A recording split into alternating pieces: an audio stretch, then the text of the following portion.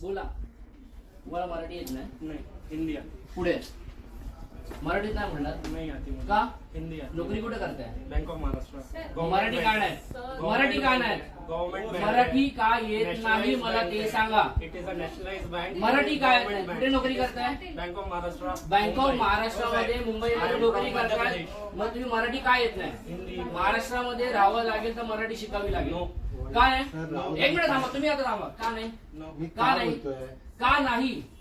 मराठी बोलावं वेयर लागेल. It is written. काय नाही? अच्छा, रिटर्न मध्ये पाहिजे. ठीक Where आहे, it is तुम्हाला written. दाखवतो. जय महाराष्ट्र. मी अनिश खंडागळे, महाराष्ट्र नवनिर्माण सेनेचा चिटणीस.